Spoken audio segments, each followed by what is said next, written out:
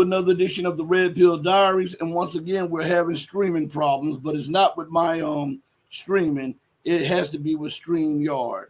I want to thank each and every one of you for joining me on the most powerful platform for truth, bar none, anywhere on God's green earth. This is your platform for education, elevation, and edification. This is the Red Pill Diaries, and I'm your host, Rashid. I'm your brother also, and I'm your friend. So let's talk, family. Before we get into it, real quick, you see me looking down.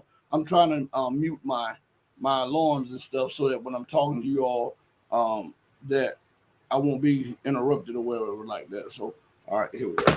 So now, how's everybody doing today? I hope everybody's doing well today. We're already incurring technical difficulties with the streaming, the pausing and stuff. I reported it to StreamYard.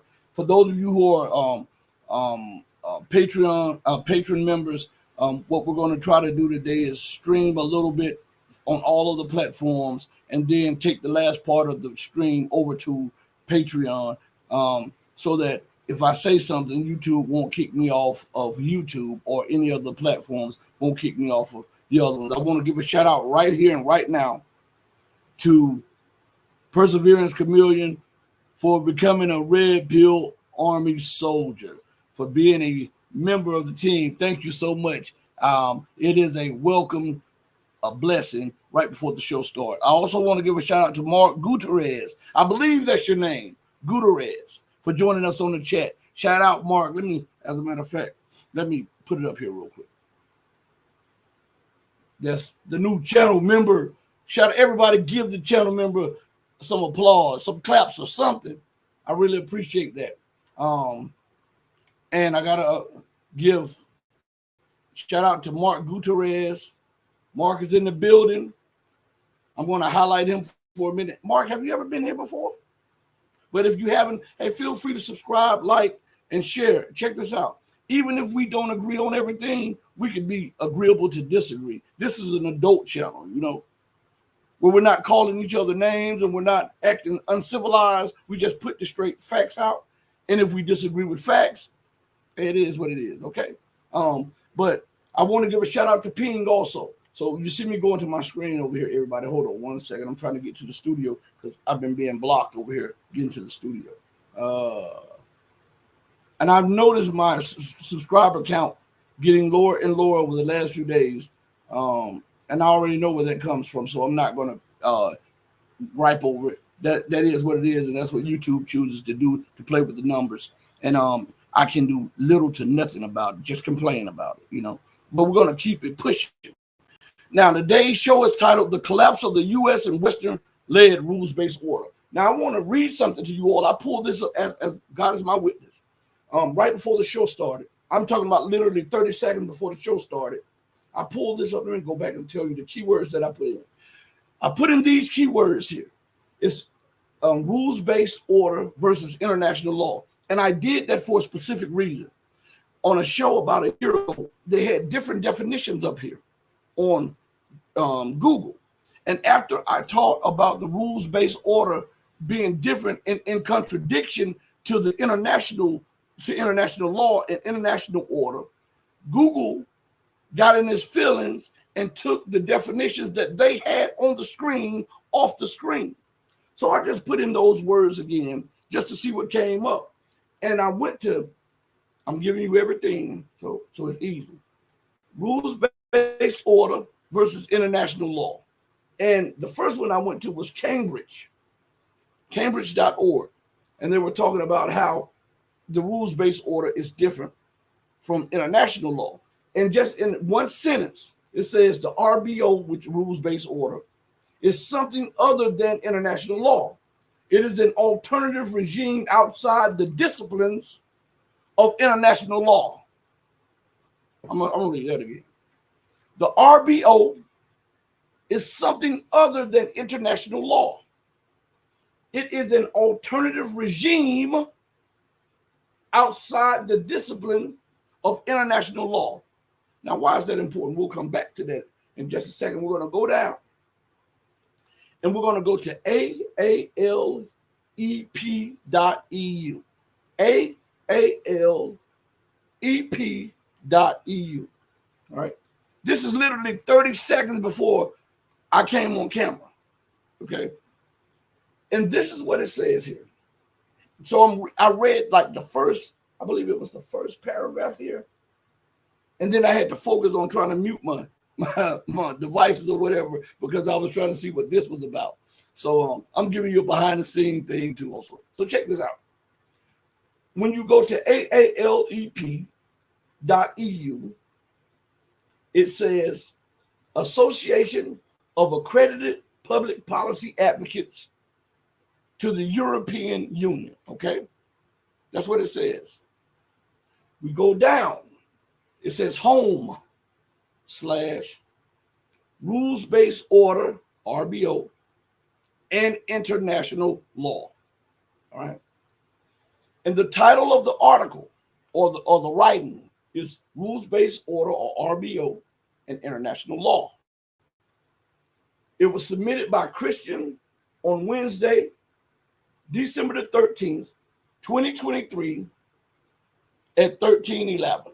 For those of you who know military time, okay, 13:11. All right. All right. 1:11. All right. So listen. It says published 2023 by Cambridge University Press on behalf of the Foundation of the Leiden Journal of International Law in association with the Grotius Center for International Law, Leiden University. And it says, founded on a, listen to this part, founded on a liberal international order. What about a conservative? What about an independent international order? But on a liberal, all right, international order, RBO is based on principles. Listen to what they're trying. This is what they're trying to shove down the mouths of the people, okay, down the throats of everybody. RBO, or rules-based order, is based on principles of democratic governance, the protection of individual rights, economic openness, and the rule of law, and is characterized by equality, human rights, freedom, multilateralism, free movement of goods, and collective security. Now stop right there. Let's see if any of that holds true to what they claim the international, the rules-based order is. Were they just? And did they use multilateral organizations to bomb Libya back to the Stone Age? What about the occupation of African states and African islands that they're still occupied? What about the occupation of Asian islands right now? What about the right to choose whether you want to have a democratic government or a theocracy or a monarchy? Who's to say that Europe has the right to choose that for anybody? Sometimes culture dictates governments. And while they're screaming about international law and democratic rights, let's see if democracy is truly what we see in the West. Let's take America, for instance. How is it that the masses of the people can vote for a candidate, but delegates choose the president? The delegates can ignore the vote of the masses, as they did in multiple presidential elections. How is that democratic? How is that the rule of how is that the vote or the voice of the majority? Let's look at the EU. How did Ursula get her job? Was she voted on by the entirety of the European nations? No. What about those people that govern the European Union? Were they voted in by the masses of the Europeans? No. So what are they talking about democratic values? Hold on. Let's not stop there. Okay. Let's look at England or the UK for a second. Because what we want to see the hypocrisy. The only way to understand something is to look into the depths of it. Look at its inner workings. That's what scientists do. That's what scientists do. That's what doctors do. When they are trying to diagnose a disease or an ailment, they get a history of you, right? And they ask, Are you allergic to this? Are you allergic to that? Have you ever had this? Have you ever had substance abuse? Have you ever had this? No, they're trying to get insight of who you are and some type of inkling of how your body works, so that they can then rule out certain things, and they can blaze a pathway of treatment. Well, it should be that way, but they don't really want to cure it. They want to treat it. So the money is in the treatment, not in the cure. So, but for all intents and purposes, they blaze a pathway for the curing of your ailment or your disease. Right? So now let's look at England or the UK, because we've looked at America. When we talk about democratic values, how is it that the UK still has power over the Commonwealth nations? Commonwealth. How is it that France still has power over their Commonwealth? We're talking about democratic values. How is it that France forced African nations that wanted out of the French rule or colonial system to deposit 55 to 60% of all of their receipts from their economy in French banks, even to the detriment of the nations that were receiving the payments? How is it that France doesn't even use the franc? I want you to understand this, because we're talking about democratic values. France doesn't even use the franc, but forces African nations to use the franc. Talk about that. How is that democratic? How is it that the UK still occupies the Malvinas Islands in Latin America when it's thousands of miles away from the UK? How is that? How is that democratic? How is occupying Diego Garcia in the Indian Ocean or the Asian Pacific democratic when the people have been demanding a return to their island? How is that? Because we're looking at the rules-based order. And what we want to see is if the rules-based order stands up to scrutiny. Before we talk about Russia and Ukraine, before we talk about Iran and Israel, before we talk about any of that, we have to look at the base of the system.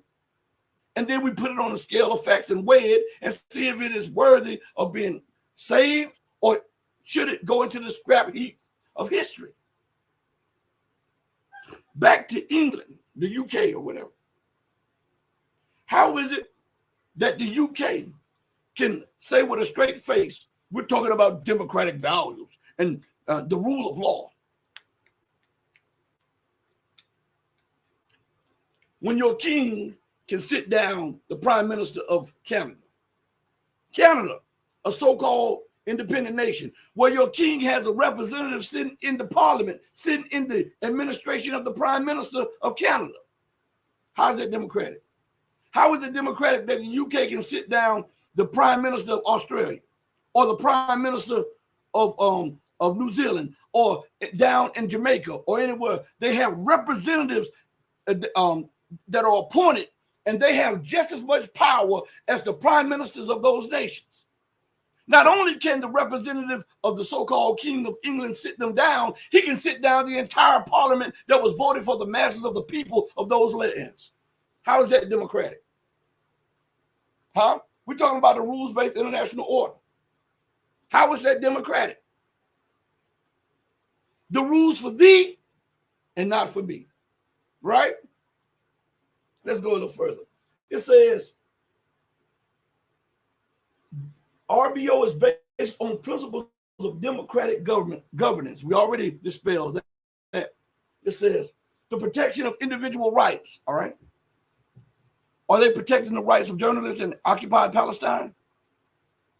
Are they protecting the people of occupied Palestine? What about the people in the West Bank? What about the people over there in Lebanon? What about the people that deal with daily violation of their airspace by Israel up in Syria? What about those individuals? They don't count? What about the individual right for Libya to be sovereign, and NATO ignored that and bombed and then raped? Listen to what I just said. They didn't just bomb Libya. They went after Gaddafi's seed. They wanted to exterminate his seed. They killed his grandkids, babies. They killed most of his children. They overthrew his government, all for having the idea that he wanted a United States of Africa and he wanted a gold Dadar so that the wealth transfer could stop and Africa could have a seat at the table and formulate its own policies. And to put it, I'm trying to put it in such a diplomatic way where one of the platforms don't suspend me. They sodomized Gaddafi. It wasn't enough for them to capture him. They sodomized him and then killed him with the bayonet, the end of the gun, the sharp part. It was French soldiers present. There were British forces present. They sodomized him, then killed him. The protection of individual rights goes out the window. Just like democratic governance goes out the window. These are just talking points to make a reshaping of the international scene more palatable for you. So let's go further. Economic openness. Economic openness.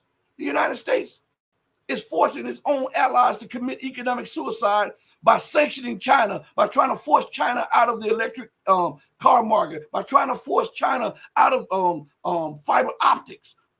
All of this stuff is because America can't compete. So now she wants to be a bully and prevent any nation from outstripping her in these areas. And it also goes back to Elon Musk. It goes back to Mr. What is his name? Zuckerberg and Facebook. It goes back to all of these big people like Bill Gates and all. The Chinese have their own version.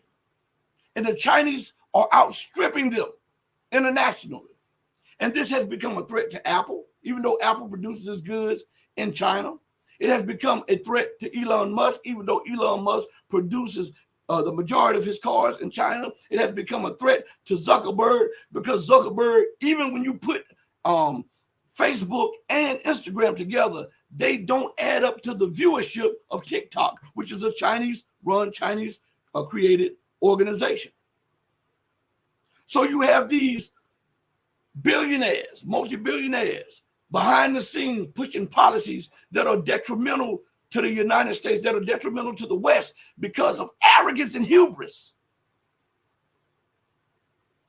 How dare China, a non-white, non-Western nation, outcompete us? And we've had the advantage in everything for decades. I want to think about this. These people are butthurt. They've dominated in everything. The Chinese are outstripping them, and all of a sudden it becomes a national security interest. Remember, they used that same threat against their own ally, Japan, when Japan was beating the brakes off of them in the early 80s. Well, some of you may be too young for this. In the early 80s, they were saying that the Japanese economy would surpass the U.S. economy. And the United States, good friend of Japan, sabotaged the Japanese economy and imploded it. They're looking for the same thing with the Chinese, but the Chinese have become smarter. They didn't just acquire money, they acquired tangible wealth, meaning gold and silver, copper, and all of these alloys and metals and rare earths, and all of these things like investment in trains and automobile factories and all. They have something that's tangible that Japan failed to see when America was sabotaging the Japanese economy. You understand? So we look at economic openness, and yet the World Trade Organization has condemned America for her unfair trade practice. Now remember, the WTO is a concoction of the U.S. and the West. And it condemned the United States and the West for the unfair trade practices being used against newcomers and rising competitors. If you think I'm lying, Google it. Google what I'm saying. An organization that was put into place by the U.S. and the West condemned the U.S. and the West unfair trade practices. And they're talking about economic openness. Man, if you don't get the hell out of here with that foolishness, stop it. Let's go to another thing that they characterize. And the rule of law. What law? Because with the West, they have arbitrary laws. You know, none of the laws stick if it's a human rights law. It doesn't apply if it's Israel, the United States, Great Britain, or the West. If it's the right of sovereignty, it does not apply if it's the U.S., Israel, Great Britain, or the West. If it's the law of each nation having a right to choose their own path, it does not apply if it's those terrorist nations. Because if you move outside of what they say, they sanction you, they label you a theocracy, or they label you a threat, or they label you a regime or a tyrant or a dictator. So how in the hell is that the preservation of the rule of law when you are violating the rule of law at every turn, at every step, when you duck, when you jump, when you skip, when you hop, when you roll? How is that? Talk back to me. See, we're gonna unmask the masked assassins, okay? Listen, it says economic openness and the rule of law, and is characterized. Let's go to something real quick, okay? Give me 1 second.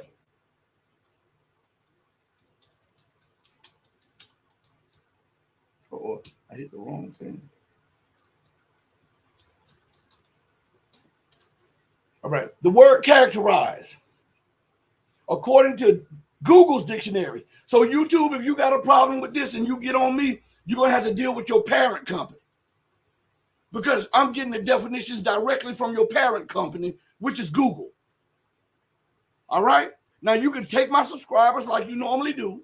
There's other platforms like Rumble. Even Twitter takes them now. I guess because I talked about Elon Musk's hypocrisy and all of that stuff. Some people think that Elon Musk is this great orator, this great person for democracy, this great inventor. All of that is a bunch of crap. And I'll tell you about that soon. But anyway, the word characterize is a verb. It describes the distinctive nature of or features of something. To distinguish, make distinctive, mark, set apart, identify, or specify. Okay? So it says the rule of law is characterized by equality. Show me where there's equality in the rules-based order. Huh? Let's just look at America for 1 second, okay? All right, we'll look at America and we'll see if that's right. All right. America violated and lied about, and I hate to beat on this drum, but Libya. They demonized Muammar Gaddafi, called him a tyrant. They went into the UN, supposed to be an international organization. Muammar Gaddafi was supposed to be receiving some kind of lifetime achievement award for reducing poverty and illiteracy in Libya. It went from, before he took over, I think only 3 to 5% of the population could read. But after 30, 40 years under his rule, the literacy rate went to almost 100%. Almost 100%. He alleviated poverty mostly across Libya. He didn't charge for water, electricity, the basic necessities of life. All that was free for any Libyan. Education was free. Healthcare was free. Man, I want to live under a tyrant like that, don't you? So he was supposed to receive a Lifetime Achievement Award from the UN. The US, the UK specifically, and France went and strong on the committee that was supposed to give him that and told them to postpone it. Why? So that they can demonize him through the media to justify the overthrow of Gaddafi, so that they can bomb the water reservoirs and then take the gold reserves and the reserves, the currency reserves that was being held overseas. And they could bring, because they said that Libya was the gateway at the time for African independence, and they could break African independence. If you think these are my words, go look it up. The first thing they bombed when they bombed Libya was the aqueducts. Did you hear what I just said? It wasn't the oil fields. It was aqueducts. You know who was over the aqueducts? A Canadian company. Muammar Gaddafi brought them in to build the aqueducts because they found a huge reservoir of water, so huge under Libya that it could transform the desert across North Africa into fertile land for farming. And he said he wanted to use that to free Africa and make Africa an independent and exporting nation, continent of goods and wheat and all kinds of vegetation that was unacceptable to the West. See, they don't tell you that. They only tell you about migrants crossing the border. They don't tell you what caused the migrants to go across the water. Okay? They won't tell you this. That is the symptom of these lunatics. They'll tell you, oh, that's a problem, and these are the problems. They don't tell you what they did to bring about that problem. And if you don't know what they did to bring about the problem, there is no solution for that problem. Because you can't come up with a solution if you don't know the root cause of the problem. It's not that those people are fleeing because it's a better life in Europe than it was there. Did you know the UN said Libya had the highest standard of living on the Mediterranean? Europe is on the Mediterranean. You know that, right? They bombed Libya to the Stone Age. This is the rule of law that they talk about. So look, it says, oh man, we got to do a little rapping. We got to do a little talking. Come on. Everybody join in. First, let me give a shout out to a couple more people before I go. Shout out to Zalman Zafar. Peace unto you. He says, thank you for exposing the global injustice, corruption, and racism, and will stay on my duty till the casket drops. All right. Kevin Tiwi, I think that's your name. I'm sorry if I messed it up. Imperialism is the highest stage of capitalism. Man, hold on, let me read that again. Boom, mic drop moment. Imperialism is the highest stage of capitalism. Just a boop pamphlet. Why doesn't anybody read it? I'm gonna leave that one up there for a minute, okay? I gotta leave that one up there for people to see it. Let's go back to something. It says it is characterized by equality. Where we see that we know now that America lied about who attacked America on 9/11.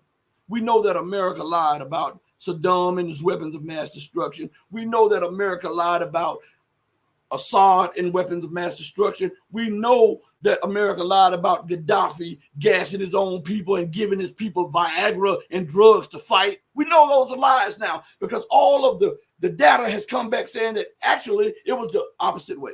It was the West doing that with rebels to fight these people. All right? Okay. Now, America used those lies. Britain used those lies. France, Germany, all of them used those lies to not only depose sitting presidents or prime ministers, but to destroy governments and to break up nations. Russia says, hey, listen, you guys keep expanding into the former Soviet space. You got to stop that. We think that's a threat to us. If you're going to expand, accept us in the NATO also. This is Russia, right? America laughed. Bill Clinton laughed at it. They laugh at Vladimir Putin. Putin is trying to talk reason with unreasonable people. That's the problem with the leadership of Russia. They still try to talk sound doctrine to insane people. This is the point that I keep making. So the more and more you look at it, Russia kept saying, hey, listen, that was former Soviet territory. You said you weren't going to move an inch. So America knew that Russia was weak at the time. So they didn't just move an inch, they moved a mile. And every time Russia turned around, the organization had enlarged. Now, I want you to think about the hypocrisy of this. It wasn't okay for Russia to have those very same nations in the Warsaw Pact or in the Soviet Union because it was deemed as what? The evil empire. But it's benign and almost merciful for the US, the UK, and Germany and them to encompass them into NATO. That's not anything wrong with that. The very nations that they call the evil empire, part of the evil empire. As long as they were under Russia's direction, it was the evil empire. America soon gobbled those very same nations up. Russia is belligerent at NATO's eastern flank. No, you've expanded to Russia's western flank. Russia didn't pick up its country and move it left. You gobbled up former Soviet nations and proceeded to move right. See, in Bizarro world, everything is up that is really down, and everything that's really down, they flip up. That's what they do. Look at this. Characterized by equality, human rights, freedom, multilateralism. Man, stop this. So it was okay for the US, the UK, and NATO to go encompass the very nations that you deemed as a threat under Russia's rule. That's okay. But it's not okay for Russia to exert influence over the very nations that they have historical ties to, ethnic ties to, right? Cultural and religious ties to. That's not okay. That's evil. That's evil. What I'm trying to point out to you all before we get to the base, I've always been taught that before you build a house, you lay a strong foundation. That way you don't have to worry about the house caving in or being condemned. So what we're doing, we're laying a base to show you the collapse of the U.S. and the Western-led rules-based order. You cannot build an order that is unjust, maintain it through injustice, corruption, lies, and deceit, and then believe and hope that it is going to prosper. It may prosper for a season,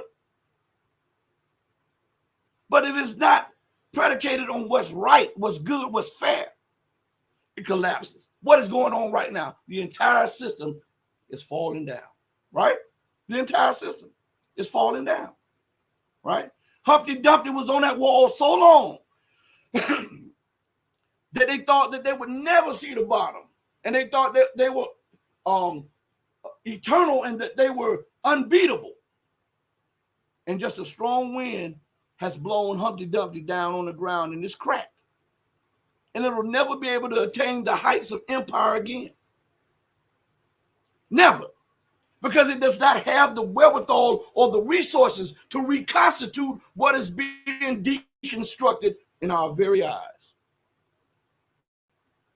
All right? So let's go a little further. It says, economic openness. Man, and I just think about this. I just picked this up 30 seconds before the show came on. It says, and the rule of law is characterized by equality. Why don't we apply that equality? America goes around, and whenever she deems something a threat, she doesn't wait for international law. She doesn't let international law, the United Nations or anything tie her hands. She'll make something up to justify her military actions. So now we have NATO pushing forward to Russia's border. Russia is asking, hey, listen, stop this. Let's make a security architecture that is going to secure all of us in Europe. And I got something about that too in just a second. Something about securing the whole of Europe. America ignored it. France ignored it. The UK ignored it. Right. So Russia, before they went into Ukraine, they came up with these writings and they said, listen, take these serious. We need to negotiate on this because now you have crossed every red line.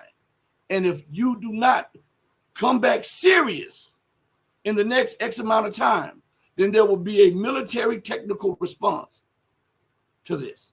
It's not like that they just went in running roughshod. They tried to negotiate. But how can you be sane with insane people? This is one thing Russia has to get in its head. And maybe one day we will. But I'm going to double back for a second and talk about this offer of Russia to the West. Because that was outrageous and an outrageous offer from Russia on its part. See, I call it ace of ace and a spade of spade. Russia said that they wanted to join NATO or they wanted to build a security architecture for all of Europe. Stop right there. Nobody's destabilizing Europe. Europe is destabilizing the entire world. There's not one African nation, one Latin American nation, one Asian nation, one Eurasian nation, one Caribbean nation that has a military base on European soil. Not one. Not one. So why are they talking about a security architecture for Europe when it's the European nations that is destabilizing the entire world for its benefit? Let's look at the situation with the migrants. Let's address this, okay? Because this is a plague in itself for Europe. And I understand the outcry of Europeans on this about not some of the resources being used to take care of illegal immigrants and migrants. I understand the cry, but we got to go back to the problem and how it happened. I understand that people are fed up with the massive influx of migrants and illegal aliens coming into Europe. I understand that. But what Europe does not understand is the cause of that. 2 years before Muammar Gaddafi was deposed, he gave a speech. I advise every one of you to look up that speech if they haven't removed it on YouTube. You know, they remove everything on YouTube now. But he was talking to the people, and he was trying to tell Europe and the United States, if you depose me, if you get rid of me, you're going to have an influx of migrants so great that you won't be able to take care of. I'm the gateway to stopping these migrants from coming in because I'm building for them a future. If you destroy what I'm trying to do, you're going to pay the brunt of it. Europe and the United States laughed at it. Europe and the United States laughed at him. And what did they do? Because of imperial hubris, they ignored his warning, deposed him, and killed him. Now what is Europe dealing with? An influx of migrants that Muammar Gaddafi warned would happen. He said, listen, I'm taking these resources. I'm building jobs for them. I'm making jobs for them.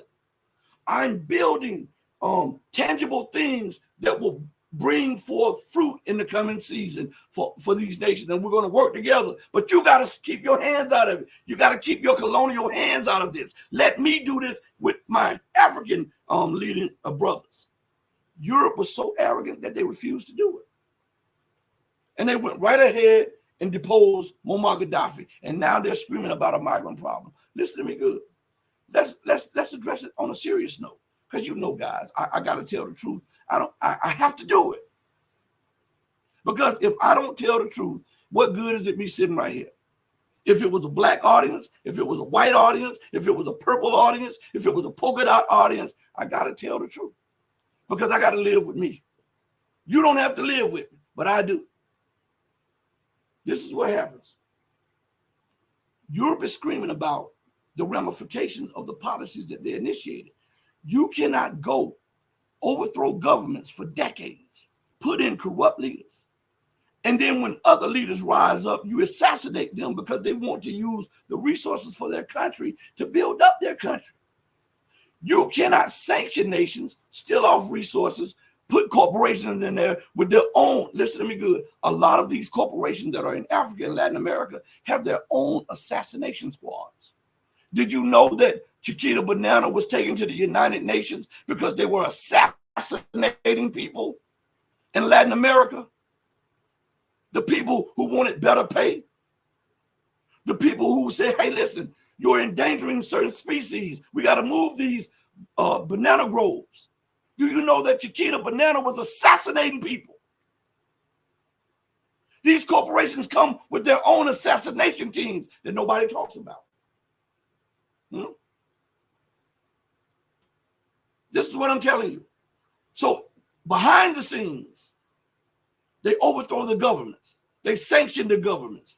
They lie to the governments. They get them over indebted with these loans, right? And then they scream about malfeasance and ineptitude of governance over these nations. Then the people of those nations want something better. And then they see how Europe is prospering with the policies that so they go there. But we missed the part about the involvement of the European leaders to keep those nations from building the same thing for their populations. Because why? Because Europe has little to no resources. Mr. What's his name? Mr. Borrell even told Lavrov, stay out of our Africa, as if Africa belongs to Europe. We will not allow Russia to befriend Africa, as if Africa is their children and they belong to Europe. This is what the imperial hubris. And then when you have the blowback effect of it, you start screaming and crying. We've got to address this stuff at the root core. Because if you don't address it at the root core, it festers and it boils and it can turn into such a cancer that it can take the host with it. Don't you see the bubbling up of temper and anger across Europe? That is a direct fallout from the policies implemented by those who rule Europe. See, I'm going to call it like it is. One thing I want everybody to listen on this show is I'm going to call it like it is, okay? I'm going to call it like it is, and I'm going to tell the truth. Now, sometimes the truth is not palatable, but the truth is still the truth, right? You know how some of you growing up, your mom or your pops, your father got on you and fussed at you, and they were telling you the truth, but at the time you couldn't see the truth, right? So you were angry with them, and as you matured and got older, certain things happened in your life that directed your memory back to what they said to you and how they were trying to direct your footsteps, your path, right? And then you say, oh, now I know why they said it. And within yourself, you become embarrassed and a little silly because you're saying, that's why they told me this. That's why they said this. But when they said it, I wasn't ready to receive it, so I became angry. Sometimes it takes a little time to acknowledge the truth, but the truth will be there eternally. You know what I'm saying? Let me shout out a few more people in the chat. Shout out to Daniela. I'm getting ready to mess your name up. Motos Cutter. I hope I'm not butchering your name. I hope I'm not. So Ping One is in the building. Let's see. Hold on. Perseverance Chameleon has this to say. Putin wanted to join NATO, but the U.S. refused. That's what I'm saying. They laughed at him. They actually laughed at him when he said that. They laughed at him. Let's go to another one. It says, the West would rather have refugee migrants, a.k.a. brain drain, so that the global South has no people to develop it. That's actually right. You're absolutely right.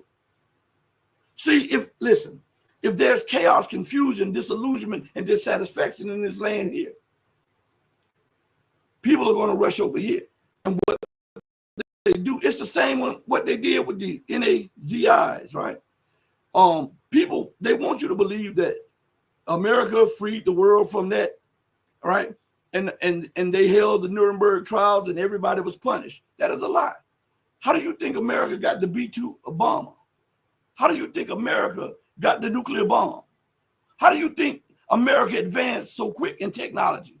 Because she took a lot of the scientists, the German scientists, out of there and brought them to the Western Hemisphere. Russia took some too. The UK took a few too.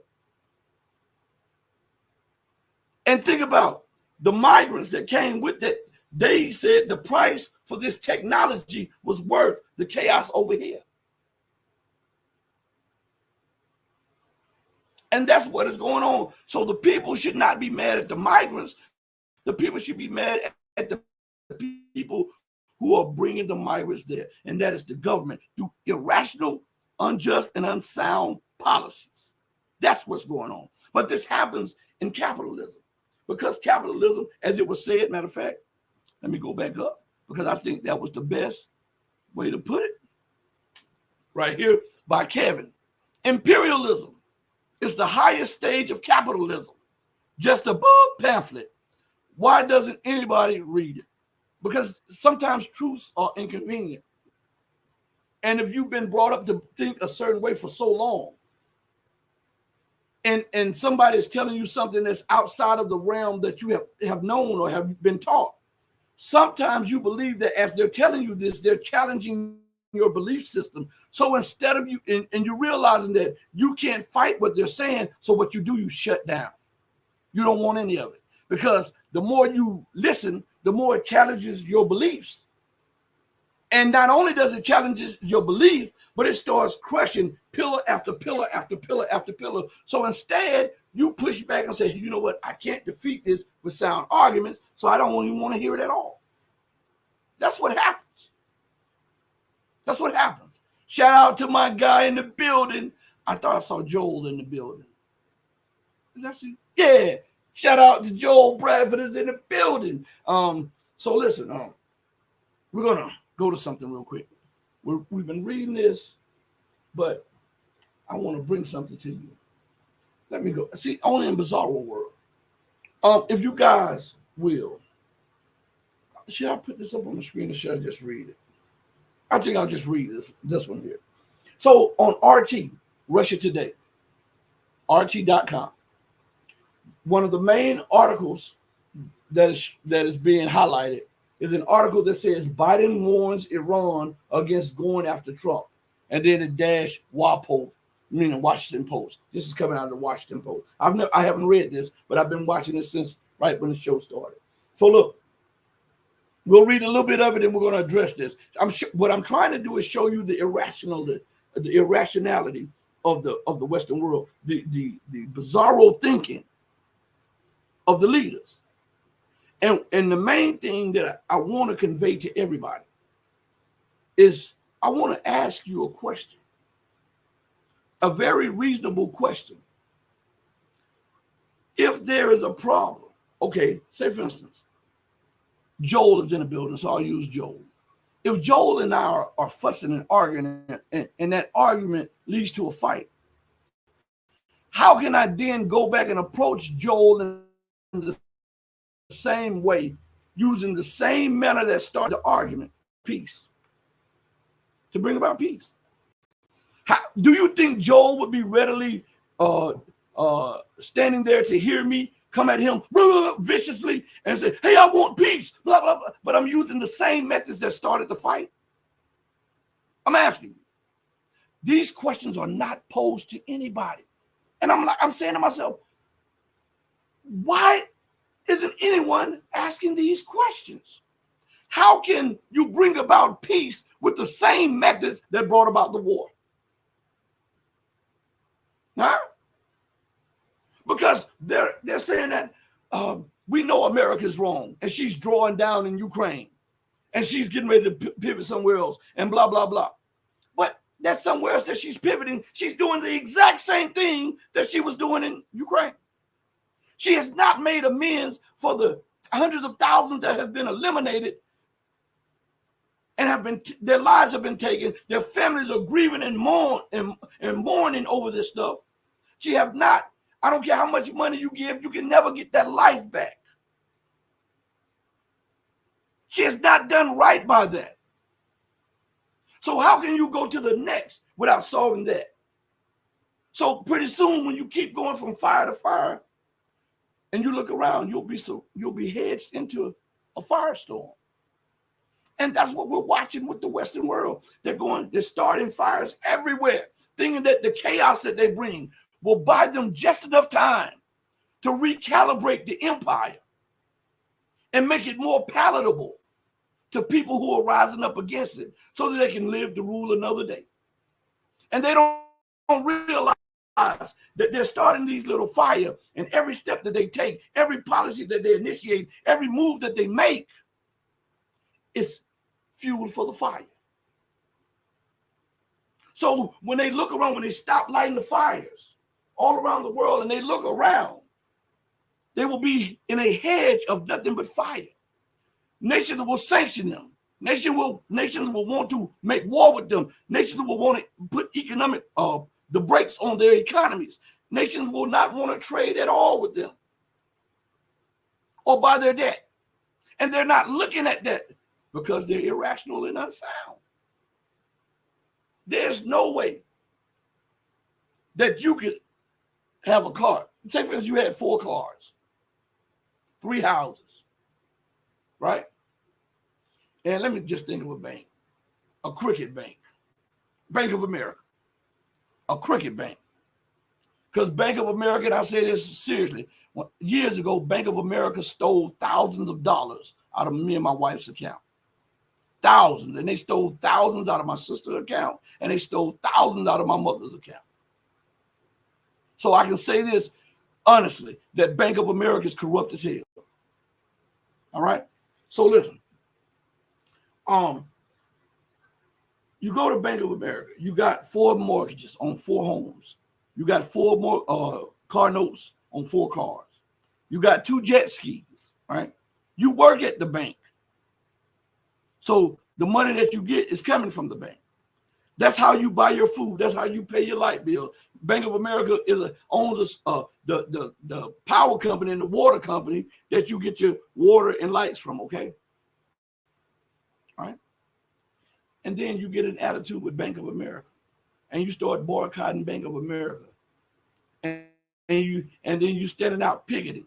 How do you think that will work for you and your family economically? I'm asking. If that is the source of your livelihood, boycotting them, leveling all kinds of accusations against them, and refusing to negotiate with people that they send to negotiate with you, how do you think your family would feel? How do you think that would end for you financially? Because they have the reins of control of your mortgages, your car notes, your water, your lights, your paychecks, the food that you put in your stomach with your kids, the clothes on their backs. How do you think that would work out? I'm asking before we go further with this. All right. Now, for a minute, let's forget this Bank of America. And let's look at the world abroad. That's what America, that's what the UK, and that's what the Western world is like when it comes to China and Asia and Africa. These are the largest lenders to these people. And you want to destabilize them. You want an influx of terrorism. You want to bomb them. You want to sanction them. You want to overthrow the government. You want to assassinate the leaders. You want to prohibit trade amongst each one of them. And yet they are the ones keeping you afloat. When will they say enough is enough? I told you, I'm the king of analogies. I'm going to give you something that hits home, okay? Cold water, it's so good. So look, let's go to this article real quick. All right? This article, it says Biden warns Iran against going after Trump. Remember, Trump was saying that Iran is trying to assassinate him. All right? Man, I wish I was just streaming on Patreon right now because I know what I'm going to say probably going to get me kicked off of YouTube. But if it does, I'll be on Rumble and I'll be on Odyssey and I'll be on the other platforms, okay, if I get kicked off of here. So if I'm not doing the show in the next couple of days, y'all know I've been suspended. And what I'll do to let everybody know, to keep everybody abreast of what's going on, go to Locals. That's trumpetoftruth.locals.com. It's free. Become a member. Or go to patreon.com/the Red Pill Diaries. You can become a paid member or you can become just a free subscriber there. Okay. And I'll keep you abreast if I don't have anything in the community tab on YouTube in the next few days. If I don't have a video up, you know I've been suspended or deleted or whatever, something like that. Okay. All right. So look at this. It says Washington would consider an attack on the former U.S. president as an act of war, the outlet has reported. Stop right there. Let's go back to something. Rules-based order. Founded on a liberal international order, the RBO is based on principles of democratic governance, the protection of individual rights, economic openness, and the rule of law, and is characterized by equality, human rights, multilateralism, freedom, free movement of goods, and collective security, right? Now, why did I go back to that? Because Biden says that if Iran's assassination or probable, or they like to make up something just to try to throw people off. Iran's possible assassination of or attempt assassination of Donald Trump would be deemed an act of war. Let's go back. Let's rewind this a couple of years. Donald Trump invites General Soleimani, the second most powerful general, the second most powerful and revered figure in Iran and in Iraq and in Syria and in Lebanon and in Palestine and somewhat in Pakistan. Trump orders his assassination. That wasn't deemed an act of war. That's not an act of war. This man was touted as being the successor of Ayatollah Khomeini. That's not an act of war. But Biden would deem Iran's going after Trump, not killing him, not as, this is what this article said. Biden warns Iran against going after Trump. So Trump, when he was president, he could kill with impunity. Biden can kill with impunity. They can assassinate leaders, politicians, right? Overthrow governments. This is what I'm talking about this rules-based order. The hypocrisy of it. So you kill Soleimani. But if Iran wants some get back, that's a declaration of war. So what you did was not a declaration of war.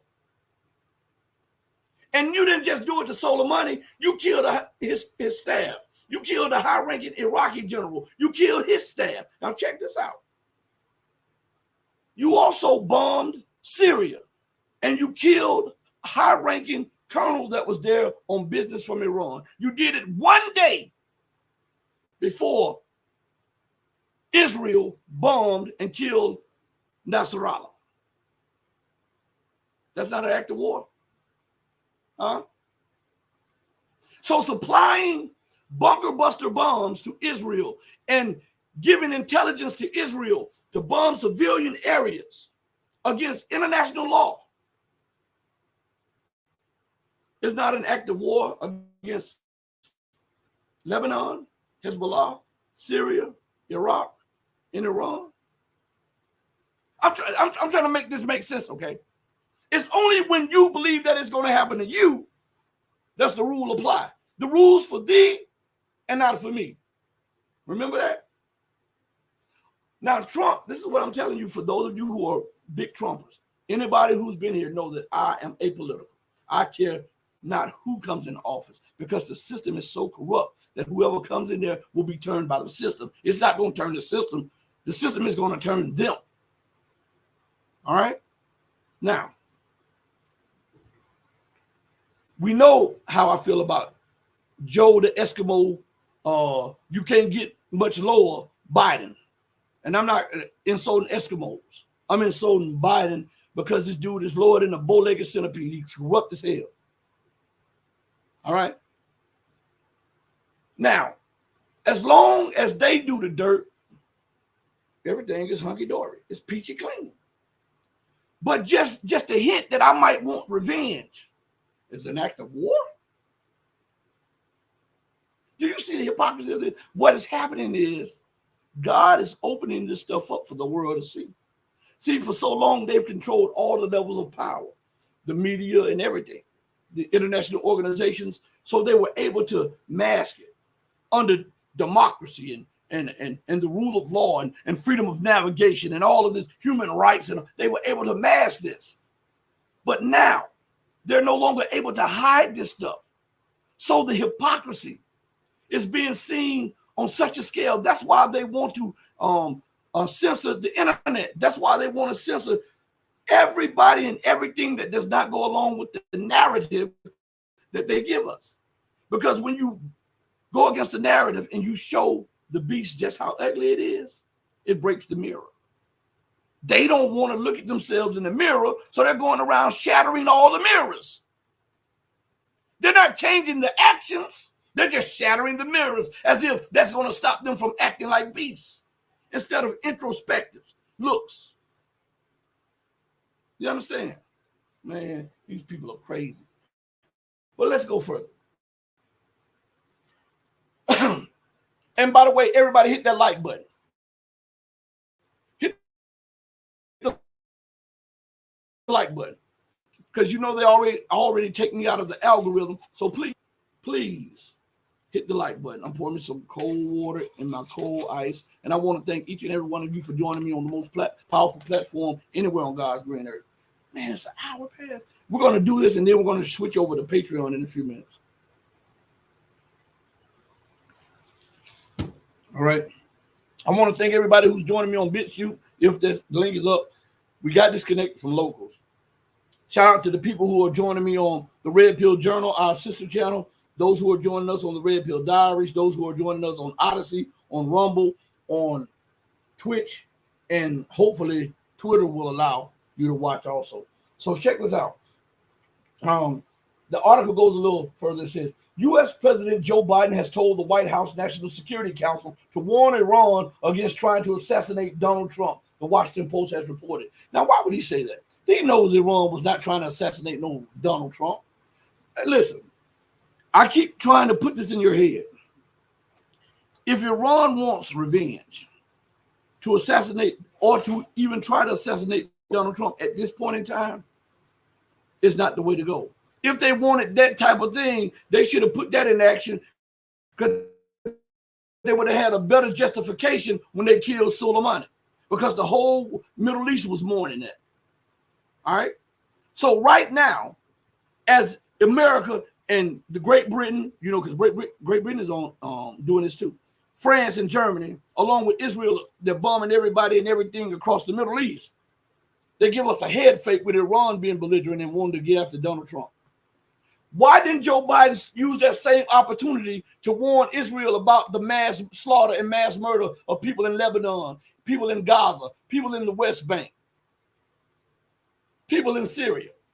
Why didn't he have such a strong rebuttal for Israel doing that? But he is leading you somewhere. He's trying to put this in your mind that Iran is after Trump. Why? It's election season. He wants to be seen like he's doing something. And also they're trying to crank up the pressure on Iran. So when Israel does what she does at the behest of the U.S. and the U.K., that would be one of the things that they can use to justify them being a part of it, them being the leaders of it, and them going after Iran. Iran tried, and guess what happens? The MAGA part, they get on board because they are thinking that Iran is trying to get back for Soleimani. They are inundating you with propaganda from everywhere. They're trying to see which clump of turds stick up against the wall. They're just throwing them up there to see if something would stick.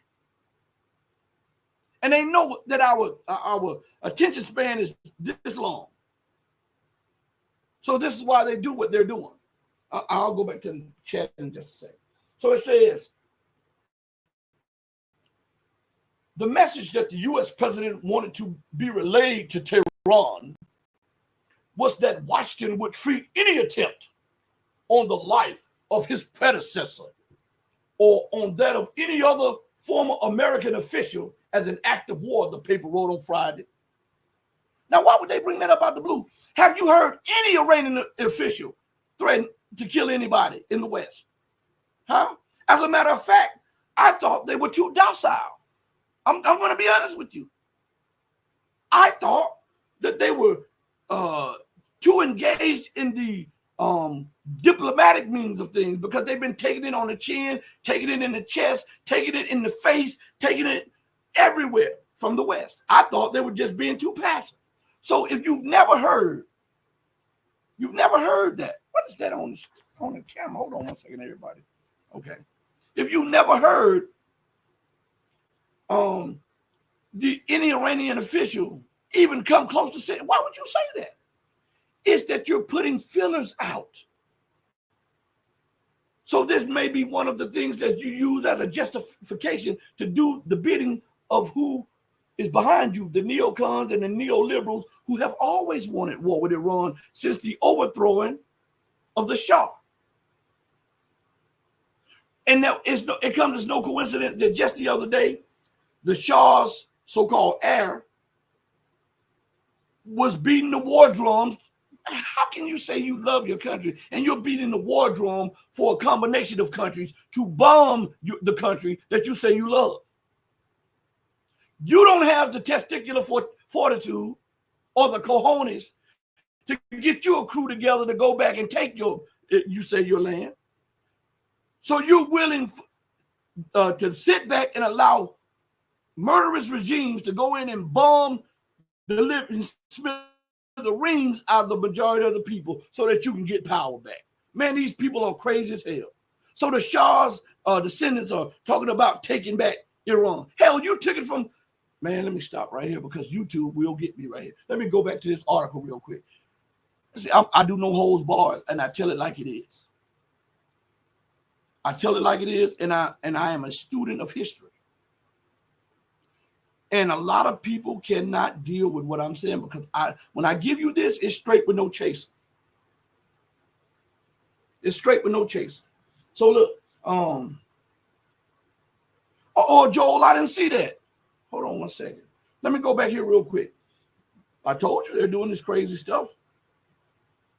Joel says, let me put this up here. So if you think I'm lying about them doing this to my channel, look what Joel says. They're removing my content. Joel said they're removing his content. Huh. Let me go back here because Raymond, you know what? I was getting ready to talk about that, about how they removed Mossadegh. That was okay, though. Even though they talk about democratic values. Mossadegh was voted in by the majority of the people of Persia or Iran.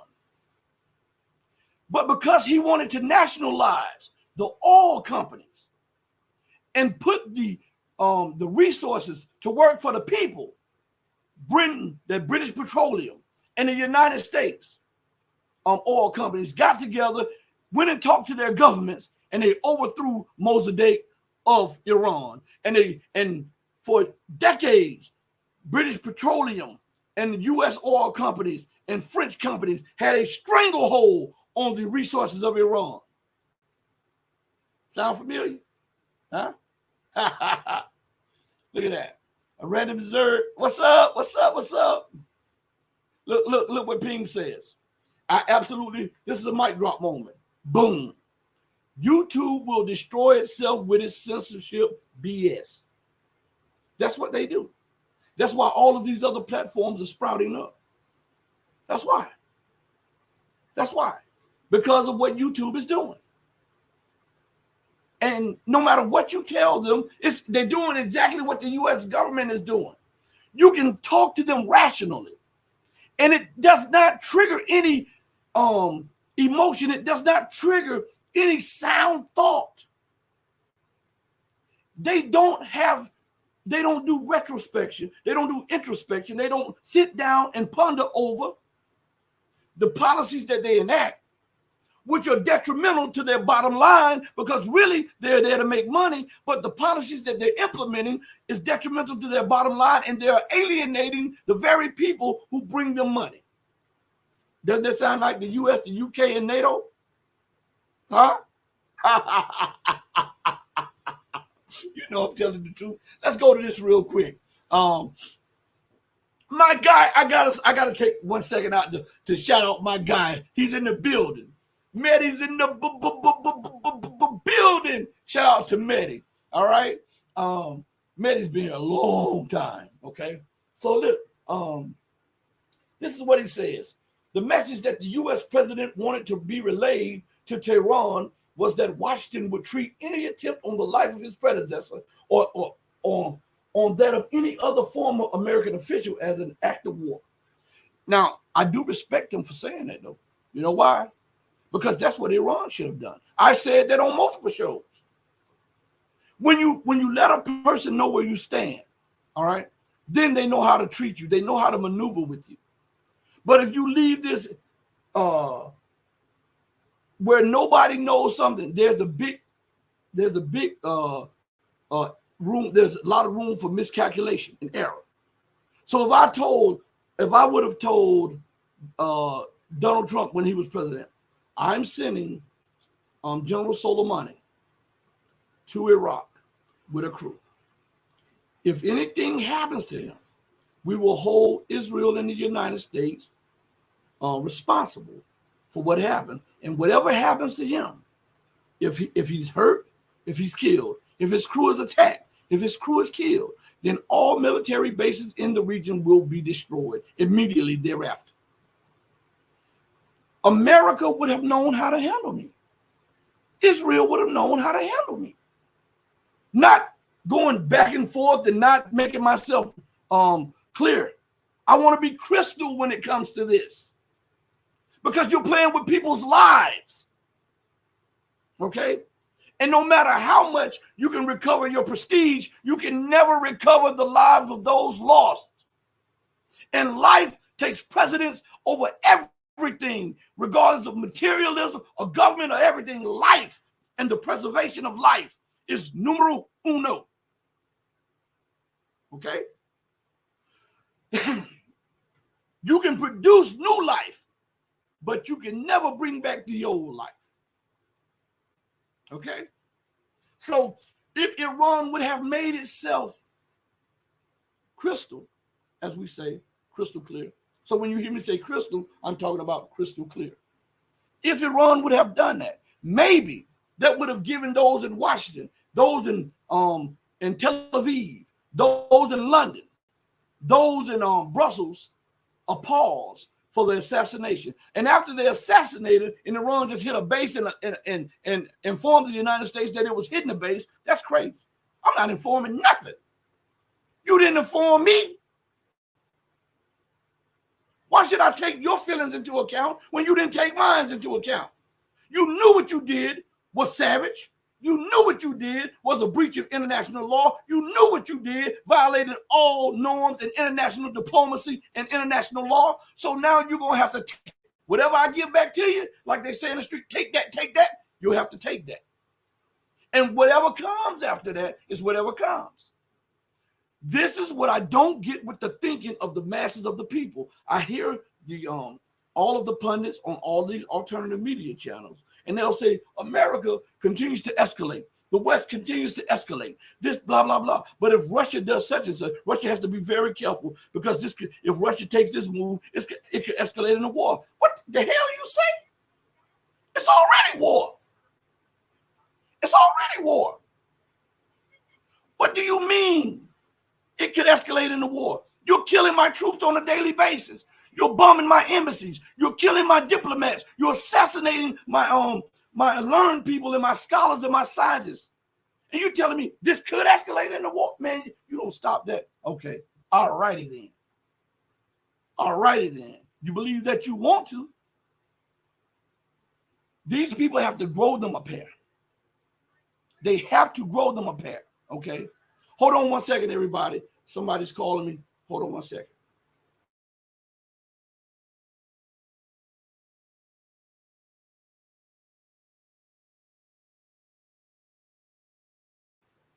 That's my daughter.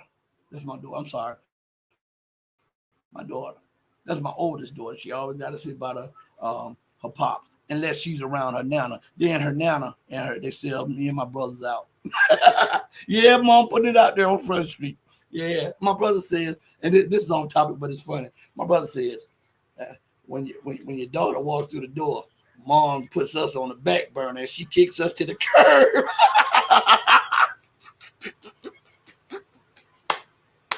And my mom does. My mom sails us up the river for her grandchildren. She does. But anyway, let me go to some. I want to play something real quick, because there's a little light right here, and it's beaming right here. I don't know if you guys can see the reflection of it. I thought it was a screen, but it's actually the light back here. So let me play a little bit real quick, and then I'm going to get off the screen for 1 second while this is going, okay? And then we'll come back after this. Let's see. I'm trying to find something that is going to be not too long, because I want to come back and play something that is going to be somewhat long. Let's see. Let me see. All right, I'll play an old clip real quick, and I'll be right back after I clean up this camera and I straighten this light. Russian human rights activists claim to have evidence that top NATO officials are personally and directly responsible for air and ground attacks on the heavily populated areas in Russia and Ukraine, along with the mass murder of civilians. According to the Foundation to Battle Injustice, NATO has had a presence in Ukraine since at least March 2022, with senior army officers involved in directing combat operations against Russia. An unnamed source within the Ukrainian army leaked the names to the Foundation of top NATO officers involved in what they described as systematic terror against civilians. And it revealed the true nature of their operations, striking Russian civilian targets. One of the largest operations to demonize the Russian armed forces carried out by British specialists was the provocation in Bucha. The chief of the British General Staff, Patrick Sanders, and the chief of the British Defence Staff, Admiral Anthony Radakian, were responsible for the preparation of one of the most high-profile military information productions of 2022 and subsequent ones. The activists claim that the US officer has essentially taken over as the shadow commander of the Ukrainian army after the sacking of Zaluzhny. Aguto was tasked with reinforcing the Ukrainian army and developing the hold and build strategy. But the Foundation to Battle Injustice says the unnamed Ukrainian source told them that in reality, the US officer's role was to develop a strategy of strikes against peaceful targets in Russian territory. And according to the Ukrainian army source, while officials in Kiev were reluctant to strike civilian targets, it was Aguto that was the aggressor.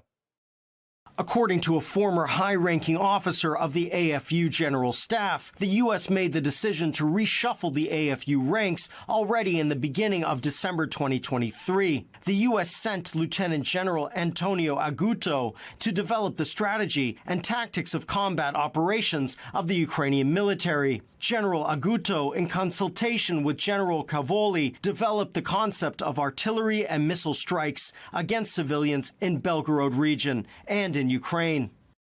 Another Western architect of the bloody provocations is named as retired Canadian Lieutenant General Trevor Cadieux, who has extensive combat experience in Afghanistan, Jordan, and Lebanon. According to the Foundation, he planned and executed a provocation in Mariupol in March 2022, which killed up to 600 people. A similar terrorist attack in Kramatorsk in April 2022 saw 60 people killed and many more wounded in a rocket attack on a train station.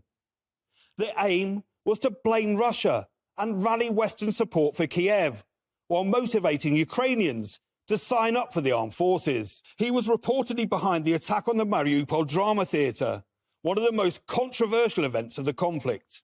Trevor Cadieux planned and executed a provocation in Mariupol on March 16, 2022, which killed up to 600 people, according to various estimates.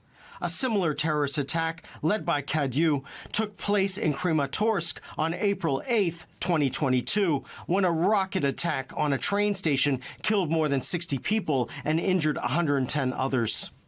But his mission was Now, I pause that. We're going to look at that on another show, the entirety. That was, I played 3 minutes of it, but it's way longer than that. It's about 7 minutes, 6.5 minutes. But I just played that and I was just listening to it. Now, we have evidence that the United States and the West are actively and purposefully targeting civilian infrastructure and civilians. And here's the kicker, because we're going to go back to that article for a minute. They're doing it on Russian territory. I continue to tell you, if Russia allows them to do X, Y, and Z, they're going to push it a little bit further. And I don't understand this thing by these pundits, as I was saying before. I never lose track of what I'm talking about, okay? One thing for sure. They want Russia to acquiesce to Western bullying, in so many words, because they'll say Russia is right, but the United States and the West are belligerent. And if Russia were to strike this or strike that, then this could escalate into a war. The hell you say? It's already a war. So everything is fine as long as I don't strike back. This is what I'm trying to get an understanding of, because a lot of the stuff that some of these people say, at times I have to zone out because it doesn't make sense. So as long as I'm willing to take the abuse, everything is okay. But the moment I stop taking the abuse that you're dishing out and sock you in the face, I have escalated this to a fight.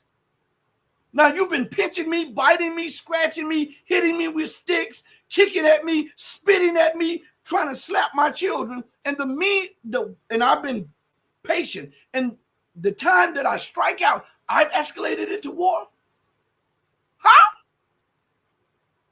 How does that even make sense? We have paperwork saying that these people are purposely doing that. Now, it's not Russia's job to convince everybody. It's Russia's job to put the facts out there. What Russia's job is to preserve its territorial integrity and do what's right by its people.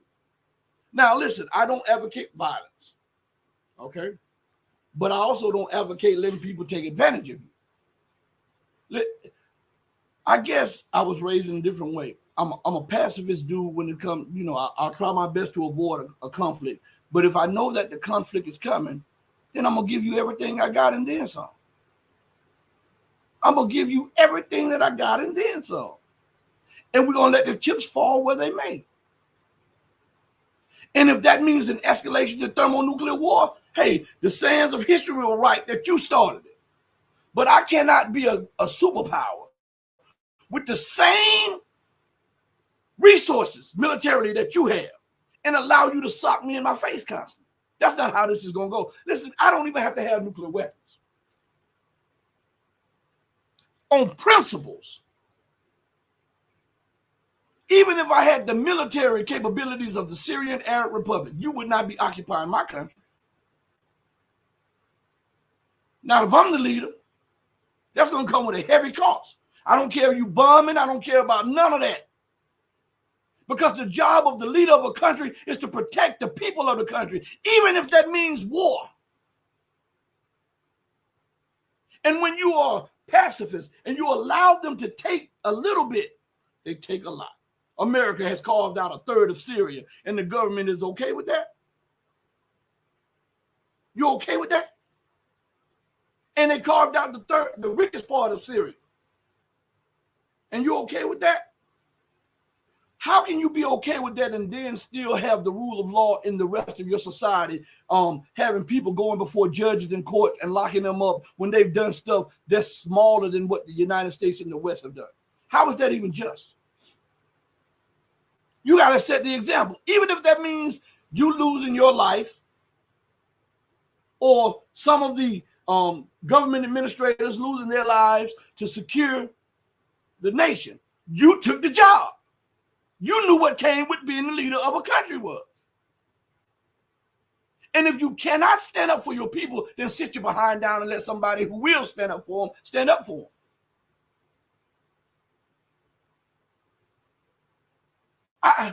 I don't get this.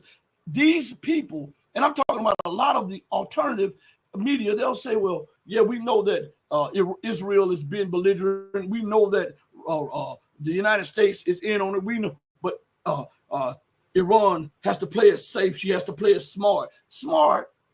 She's been playing it smart since the overthrow of the Shah. She's been playing it smart.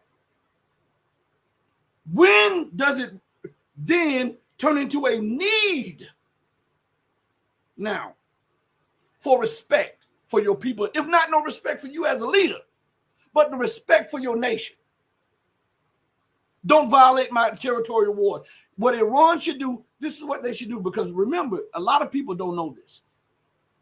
The Strait of Hormuz, which a lot of a third of the world's gas and oil comes through that waterway, okay?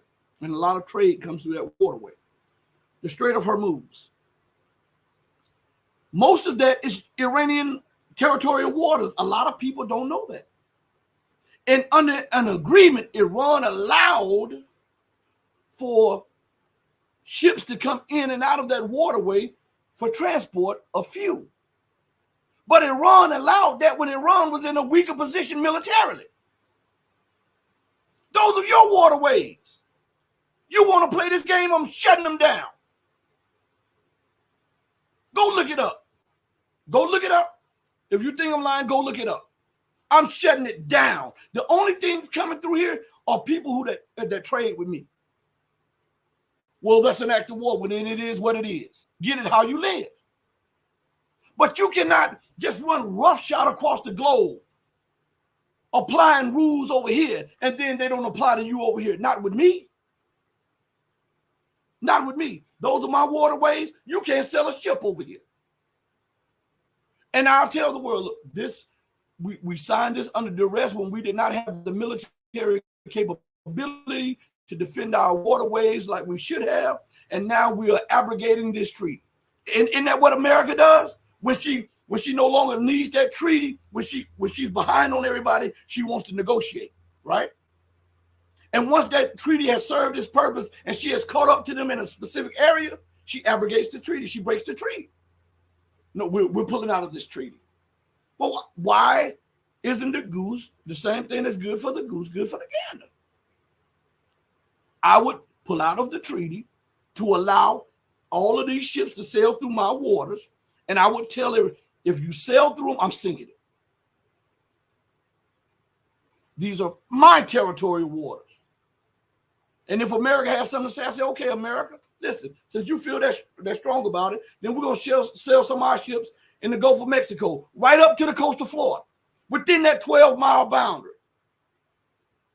If you have nothing to say about that, then I won't have nothing to say about this over here. Right? Everybody knows that what I'm saying is the proper way and the proper logical way of thinking and doing things. Matter of fact, let me go to something real quick. We're going back to that before we transfer over to Patreon. Let me go down. Medi says, notice no country has signed any significant treaty with the U.S. since Biden took office. Right. I'm telling you this. Medi says, Rashid, NATO leaders know that Russia has massive amounts of evidence against them. It is why I continuously say BRICS versus the United Nations. Well, I agree and I don't agree. I think that BRICS will be a catalyst for something. I don't think it will replace the United Nations is collapsing in out. I think that there will be something, but it'll come up out of the ruins of the old. The whole, you cannot. All right, let me put it in words that'll be more palatable so I don't get suspended. All right, because I will get suspended. Because I'll say something that's raw, and YouTube, I'm out the door. So let me say something. Let me try to put it in words that's palatable. This entire system is corrupt, right? And no matter how you morph into something else, it still has an inkling of the corruptibility of the old. So for us to have a new world, a new governance, a new paradigm, it has to arise from the ashes of the destroyed and burned world. So there will be something altogether new. Will it be the BRICS? I don't think so. But what I do believe is that the BRICS may be a precursor to something new. It may be the leaping pad for that new organization or that new architecture. You understand what I'm saying? Because the BRICS itself is filling itself out. And remember that the BRICS itself started not from Russia, not from China. These were ideas from Kwame Nkrumah, excuse me. These were ideas from Muammar Gaddafi, from Robert Mugabe. They just didn't have the economic or the military power to push this over. So Sergei Glaziev, I think that's his name, from Russia, had those same type of thoughts. And so what they started doing is looking and taking little pieces here and there, and they're starting to put something together that is attractive to the world.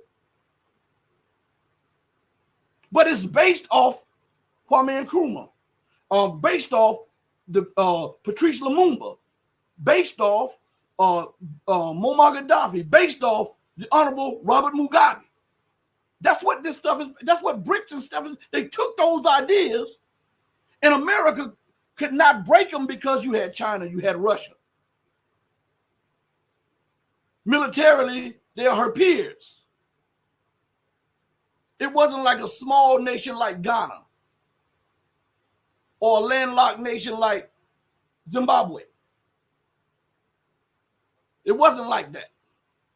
You understand? So I believe that the BRICS is a platform to show you that things are possible outside of dollar domination, outside of Western hegemony. And because think about this also, Mehdi, that as we talk about the BRICS, it's something else that's going on that's less known. What about the Asian Infrastructure Bank? That is underway, and that's funding a lot of stuff around the world. This was an idea that the Chinese, after consulting with some of their African partners and some of their Asian partners, put into play and brought in some of the very members of BRICS to counsel it. So I think what they're doing, they're trying to see which would be more sustainable. These are test runs, okay? And it's drawing in more and more and more people. That's what I think. And I could be wrong, but those are my thoughts on that. Let's see. Ping One says, yes, Iran could shut down the oil shipping lanes in the region, which would devastate the U.S. economy. More so, that's right. But my thing would be this: I would not do it. That would be a byproduct. I would do it just to show them, listen, if we're going to play this game of rules for thee and not for me, then I'm going to play it also. I'm going to play it also. Now, either we can have a fair standing where everybody is judged accordingly, or we can play these games together, and we'll see who bends and breaks first. You're not the super hegemon that you were 40 years ago, and I'm not that nation that I was during the Iran-Contra affair. So I have more of a beautiful future than you have because you're now mounted under an unpayable debt. So if I were you, I'd come to grips with a new reality and then start trying to forge a way forward and say, okay, you know what? I'm wrong for this, blah, blah, blah. Let's make amends. But you're not going to punk me. That's not happening. You bleed like I bleed. You die like I die. Why should I be afraid of you? You're not God Almighty. I don't fear nobody but God. You understand me? And you should hear it in my voice. Look in my eyes, see if I care about what they say. I'm a grown man, and I've been doing this grown thing for a long time now. All right? And this is what I'm saying. God, oh, hey, this is our new slogan for this chat. God over everything.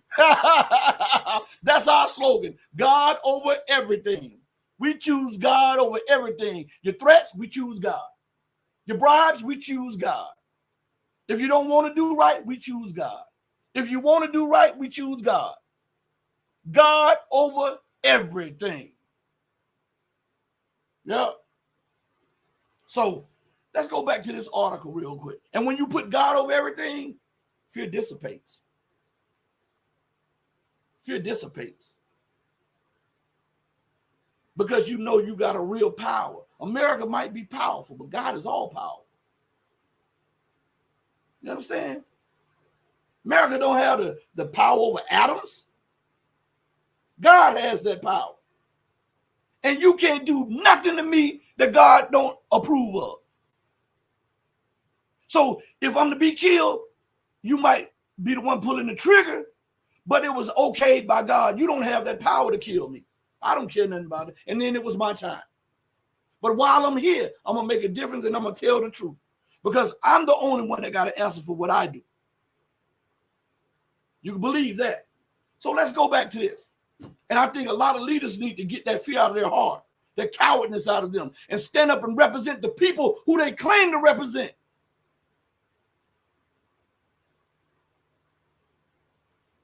Man, y'all give me a minute to calm down a little. See, because I'm serious about this stuff. And my friend Eric said, man, as long as I've been knowing you, man, you've been a straight shooter. He said, you passionate about what you say. This is what Eric, he said, man, you are super passionate about what you say. And people say that all the time. I am what I am, and it is what it is. Mehdi says, I know your passion is real, Rashid. It is why I try to support you. No fear. Truth is truth, and reality is reality. Boom, mic drop moment. Listen, let's go to this real quick because we got to transfer. You know what? Hey, everybody at Patreon, my patrons, what if I drop you a video tomorrow and let's just keep this open for everybody for the next 15, 20 minutes? Would that work for my patrons? Would that work? I did, and I have to say this, I did a patron video and we downloaded, and StreamYard deleted the entire video. They deleted it.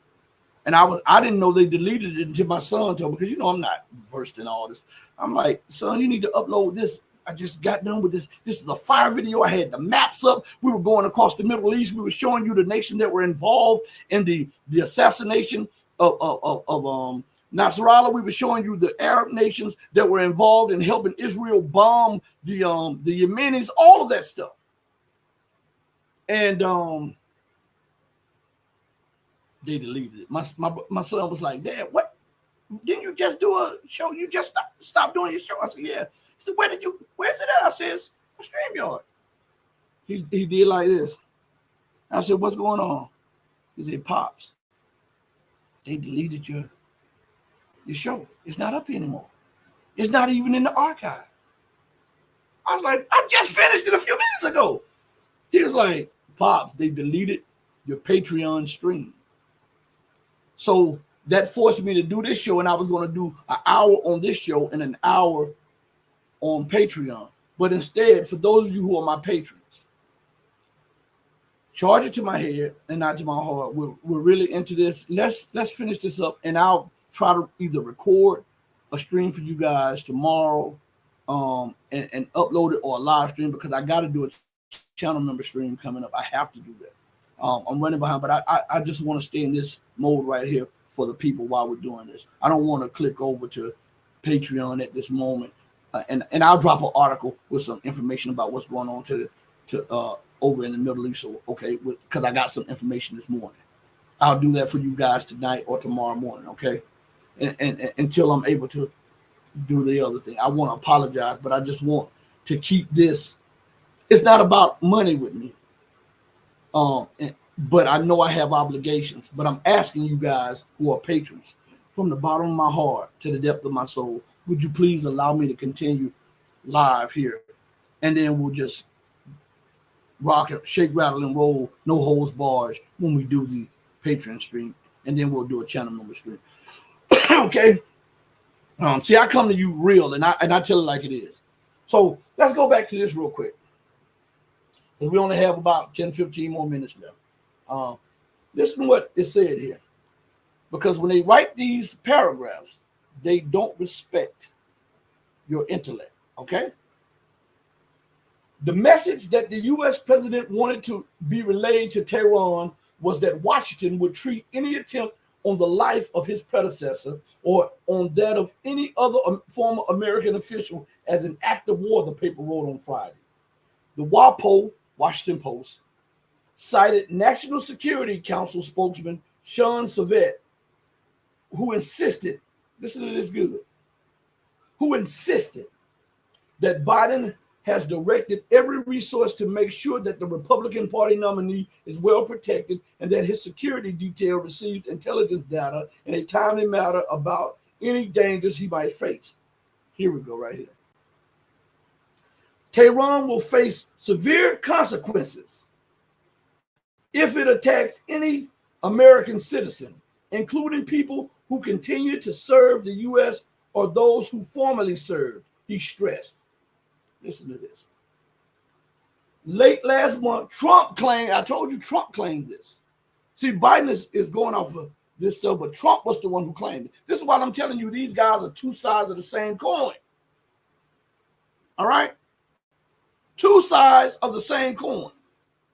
Last month, Trump claimed that there were big threats on his life coming from Iran. Now, he cannot point, Mr. Trump could not point to one official threatening him, one public person in Iran that threatened him, or one plot that was to be put into play to take him out or to hurt him. Not one. He could not point to one. This was just political rhetoric, okay? And it happened, notice it happened, and the accusation started when people started questioning Israel's genocide in Palestine, and it started questioning Israel's genocide in Lebanon, and started questioning Israel's act of war against Syria. And then Trump comes out of the blue and says that Iran is threatening to kill him. And when he was asked about it, he couldn't point to one thing, one person, one statement, one readout where Iran threatened to hurt him. You guys, they don't respect you. I'm telling you this now. So let's go a little further. Late last month, Trump claimed that there were big threats on his life coming from Iran. But he couldn't point to them, right? He couldn't name them. He couldn't single out anything. He couldn't present anything. It's just him saying that. This is what he says. He said that the two assassination attempts against him in recent months at a rally in Pennsylvania in July then and in September at his golf club in Florida may or may not, listen to this part, may or may not involve Iran. I may or may not be able to pay my light bill. I may or may not be able to pay my car note. I may or may not go outside and mow my lawn. I may or may not go outside and cut down my banana trees, my pear trees, my plum trees, my apple trees, my kumquats. Yeah, I got all those things running here. I may go out there and I may or may not cut those things down on my property. Man, I may not pay the taxes on my property, or I may. Do you see this? Man, stop this. They need to stop this. I get aggravated because they don't respect you guys like this. And for Trump to say that, he doesn't respect you guys. He's going on pure adrenaline because you believe, some of you believe that he is the tangible option to bring America out of what she's in. She's too deep in the hole. She's too deep in the hole. Let me show you something. I played this on my other show, and this goes right along to what we're talking about. I'm gonna play this again. All right. I'm gonna play this because this will show you that go back and do these, do your research. You'll see all of these guys on the Democratic side and on the Republican side in these same parties. They all were hanging with that guy who had the pedophile island. They all were doing all this other stuff. This was not just Bill Clinton. This was all of them. They were all at parties together doing this. And they want you to believe that they are offering a different perspective. Man, if you don't stop this, listen to this.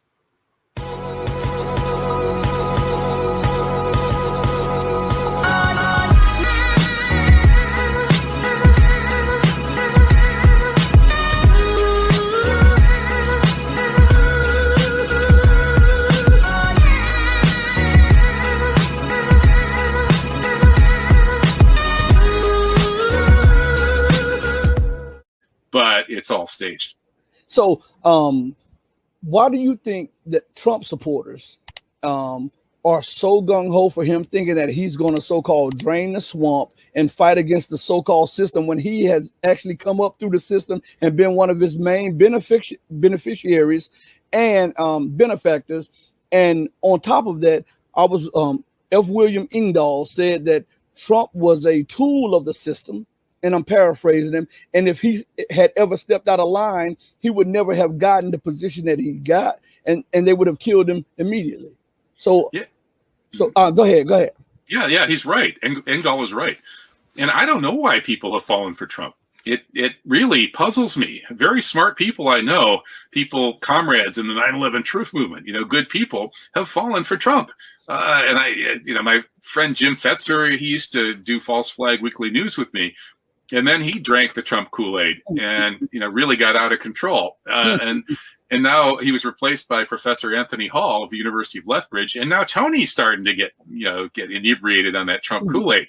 So I don't know what's going on here. Trump is the idea that Trump is going to drain the swamp. Donald Trump, excuse me, he's the guy that was created by Roy Cohn. Roy Cohn was one of the slimiest, most corrupt mafiosi in American history. Right. He ran New York for Meyer Lansky. He took orders from J. Edgar Hoover. Meyer Lansky, the mobster and Zionist, a very good friend of Israel, had dirty pictures of J. Edgar Hoover, who had dirty pictures of all the other powerful people in America. So Lansky issued orders to Hoover, and Hoover turned around and relayed those orders to various people in the big cities. And New York was Roy Cohn territory. And if Meyer Lansky and Hoover wanted to get rid of a politician, they would tell Cohn. And usually they would find a way to do it without killing the guy, but not always. So Cohn is a real sleazeball. He was a pedophile. He exploited little boys. He died of AIDS, of course. And Cohn is the man who created Donald Trump. And Trump was a nobody, really, until Roy Cohn came along and made him a somebody and set him up. And so they put Trump in the hotel and gambling business. And gambling, of course, is money laundering. That's the way you make the majority of your money if you run a gambling operation is through laundering money. People come in there with big stacks of money and they buy chips and then they cash in their chips and they get the money, they walk out. Now they've got laundered money. So gambling is perfect for that. And hotels are also notorious for that. So Trump has essentially been an organized crime money launderer for his entire career. And then after he launders a whole bunch and stashes it away, he goes bankrupt and then he starts again. That's what he's done. That's what his job was before he became a reality TV host and then a reality TV host in the White House. This is the guy who's going to drain the swamp. He's owned by the Kosher Nostra. And look at Jared Kushner.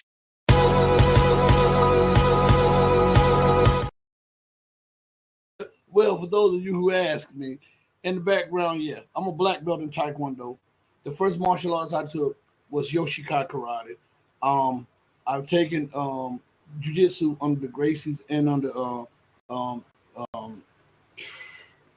Luciano. I've and judo and Nabard, which is my favorite out of all of the martial arts. Nabard combat, which is the favorite. It is Nabard martial arts is a modern take on kung fu, grappling, and striking. It's very effective. I've sparred with a lot of so-called UFC guys, and I've trained with some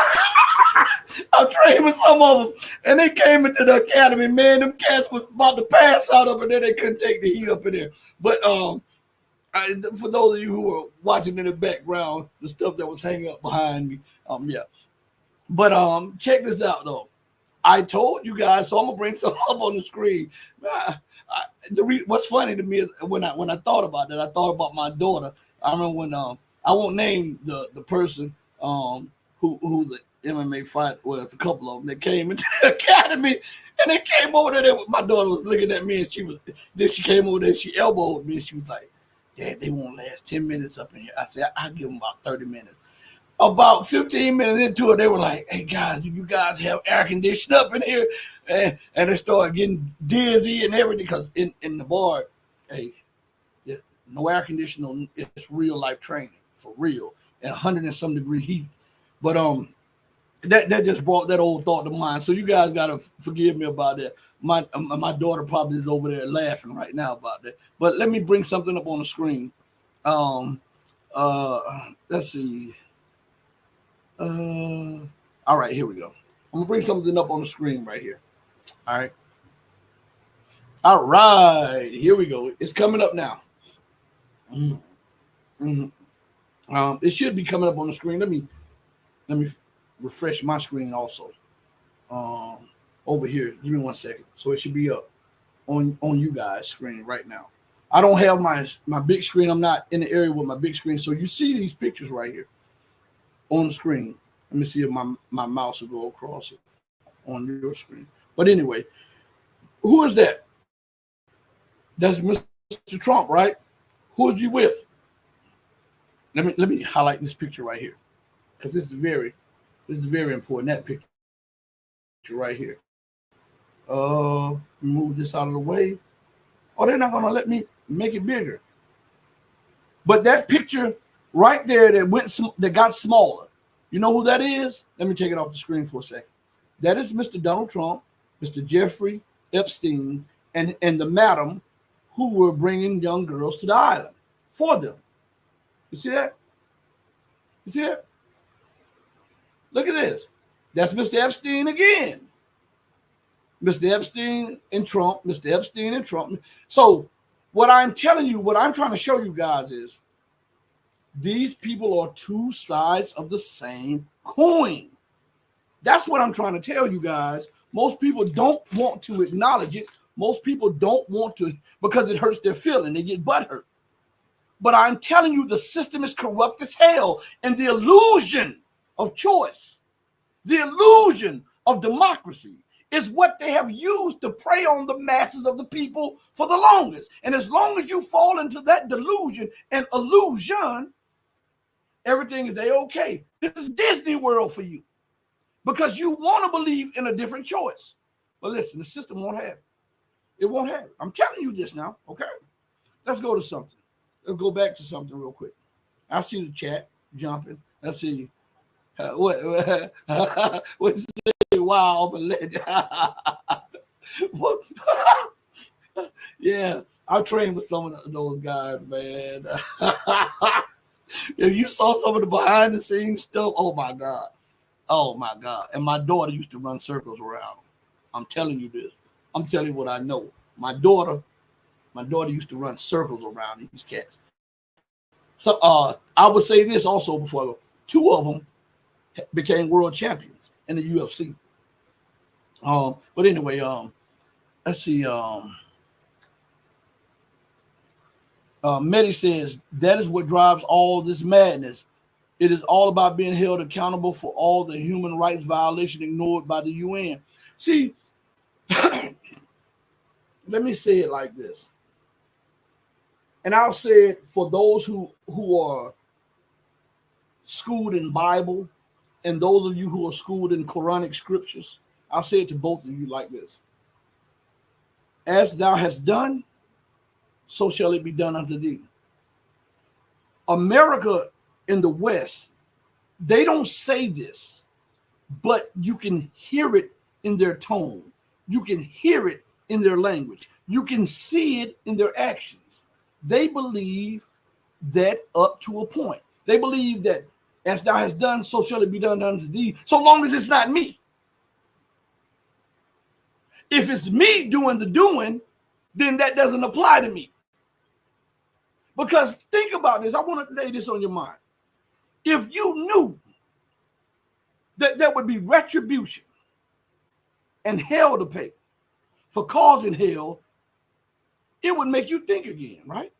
If you knew that you would have to give up life for taking life, that would make you pause and really examine everything before you go head first into killing somebody or bombing somebody or occupying somebody or waging war with somebody, right?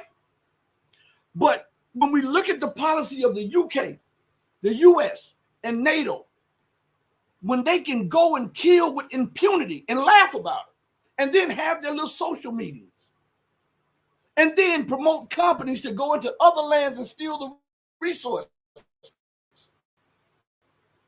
That is a mind that says, I don't believe in the laws of the universe. And that law, one of the main laws is any action or reaction any action must receive an equal or greater reaction. That is one of the basic laws of science. America and the West think that they have nullified that law because they are the hyperpowers. But you don't understand that you won't always be at the top.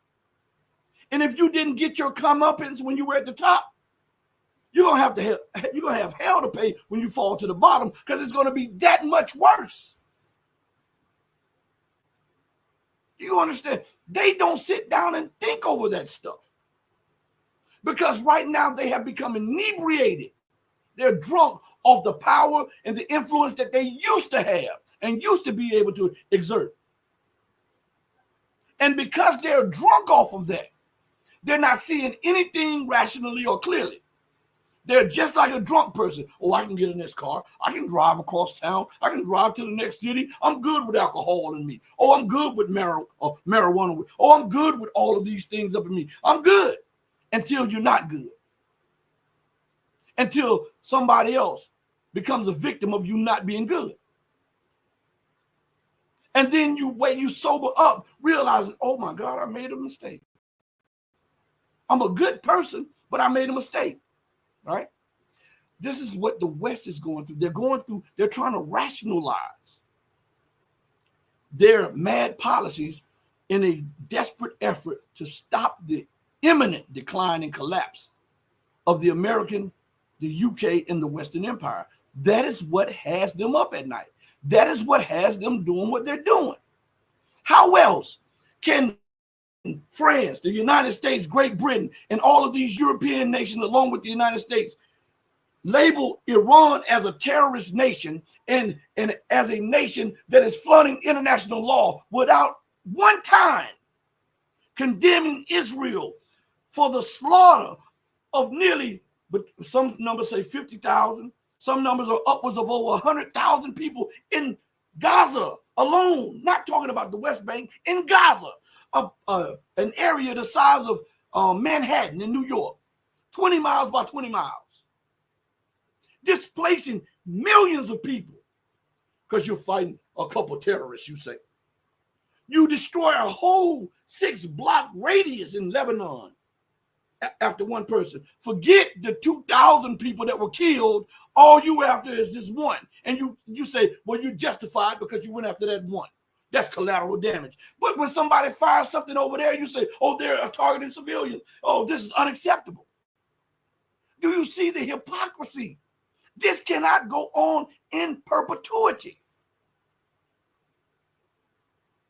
That's why the system is collapsing. And we're on borrowed time.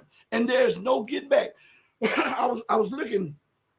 Oh, and by the way, next month we'll have Gregory Mannarino back on again. After the show I had with him, right after the show, we scheduled, it'll be November 19th at 10 or 11 o'clock. We scheduled that right after the show. So I forgot to put that up there, but we'll get that done shortly. And we'll have some more people on. I got some surprises coming this way also, by the grace of God. But think about that. You can justify destroying a whole city block or 6 blocks in length, 6 blocks wide, killing thousands of people for one person. But if one person from that territory fires one rocket and just destroys a house, don't kill anybody, that's an affront to justice and they must be dealt with. Do you see? This is why the system is imploding. When you have an unnatural element in a natural environment, the thing science teaches us is that that natural environment must rid itself of that unnatural element, or that unnatural element will kill itself and the host. So what we're watching is a natural environment with unnatural elements in that environment, trying to command, control, and dominate every aspect of that environment, and it is untenable. And now look at the situation here before we go off the air. And I want to thank my patrons for allowing me to stay on the air, because we were going to do another hour after this. But I really appreciate you guys for just allowing me to stay on and talk to the people. Now listen.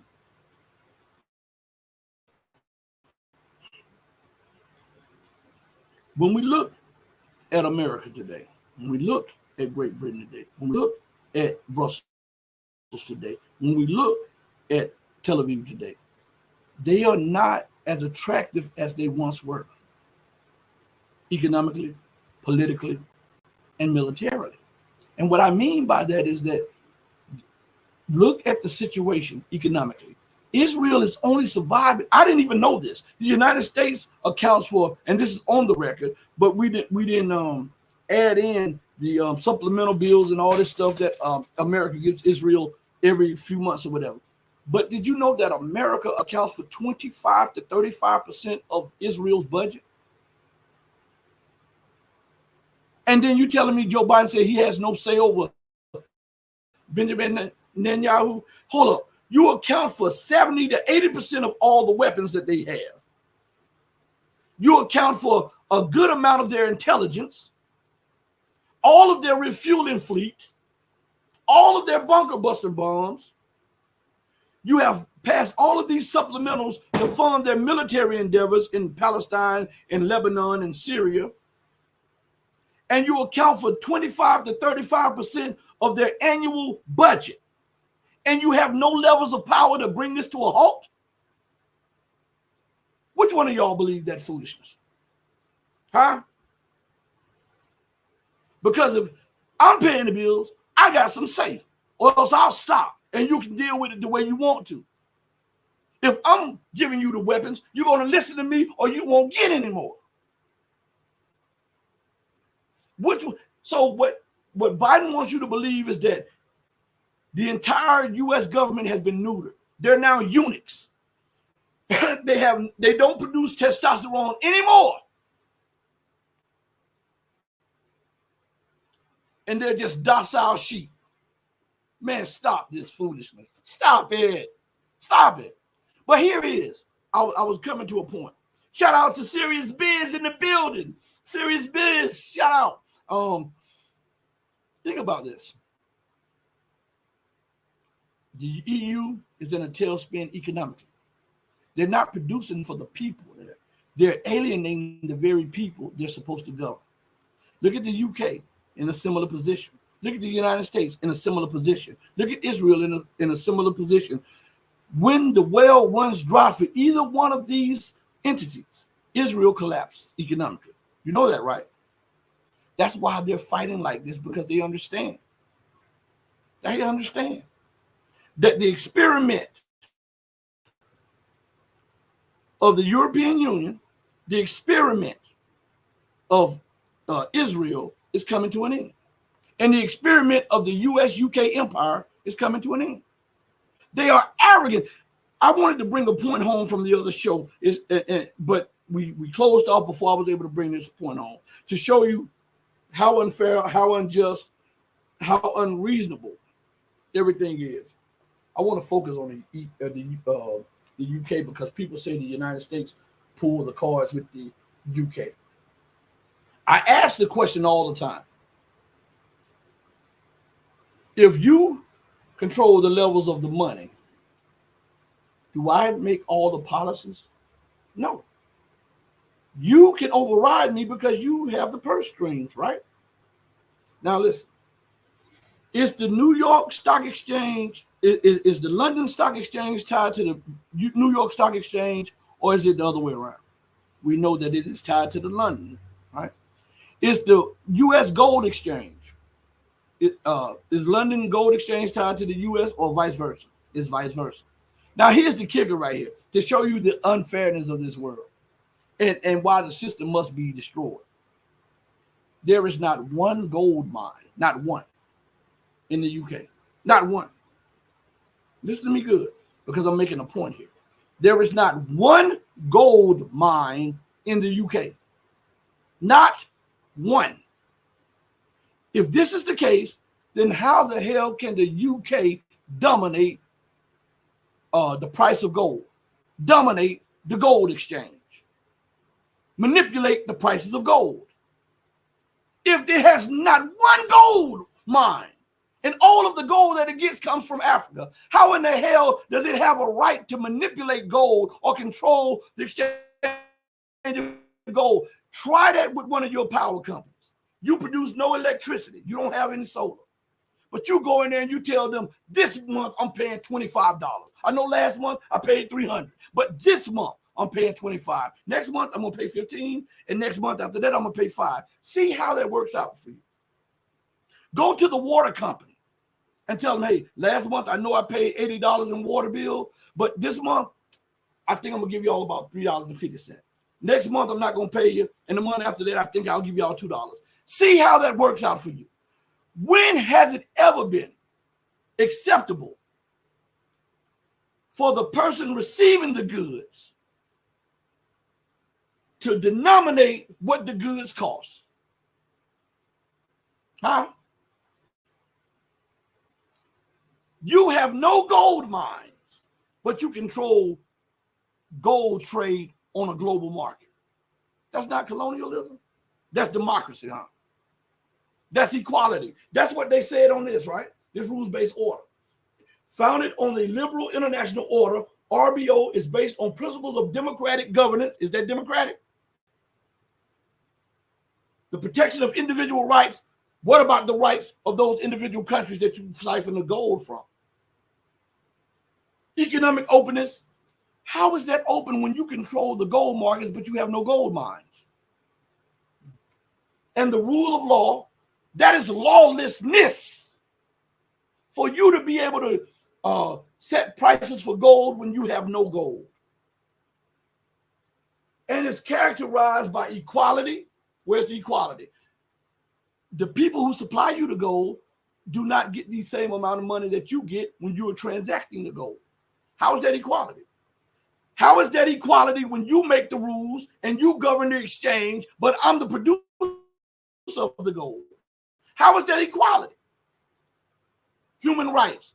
You use the poor to mine the gold for pennies on the dollar. You extract the gold for nickels on the dollar, and then you sell and control the gold for hundreds of times what you had it for.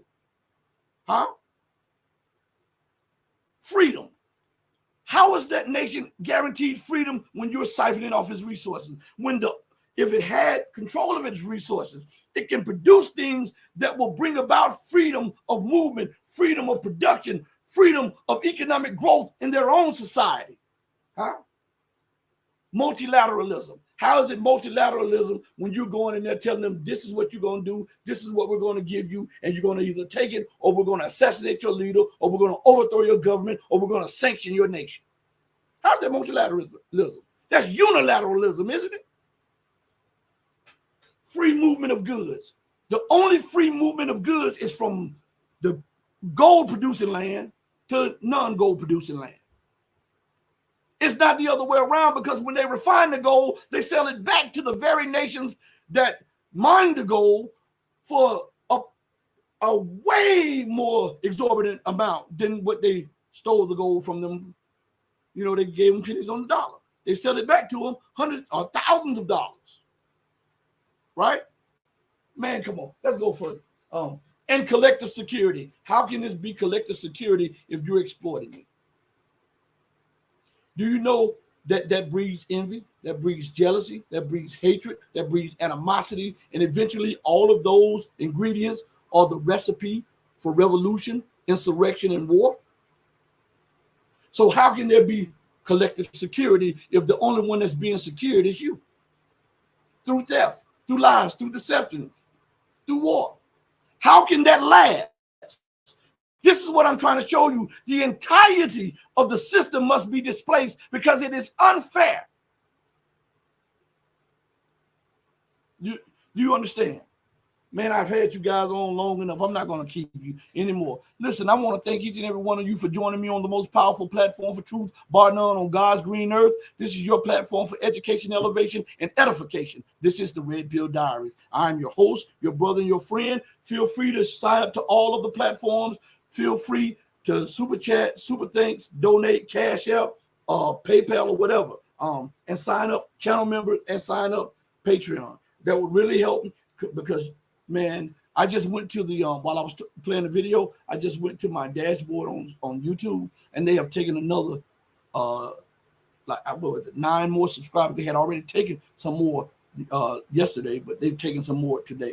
And this is crazy. This is absolutely crazy. They keep playing musical chairs with me. All right. So hit the like button, share. Hit the like button, share, and subscribe. And before we go out, let me say this to you all. This is a lesson that breeds humility, prosperity, and love. Do right by others, not because other people are watching or because you're trying to gain something from it. Do right by others because it's the right thing to do. Because even when no one else is watching, Almighty God is watching you. On that note, know that I love you more than life if you love truth. But know that the truth and the love that I have for you will always pale in comparison to the love and the truth that God has for you. Until we next speak again, stay strong, stay true, but above all things, stay righteous. Hey, mama, your baby boy loves you more than life. Let me say that one more time. Mama, your baby boy loves you more than life. Deuces, everybody. I'm out of here. Thank you all for your support. Peace.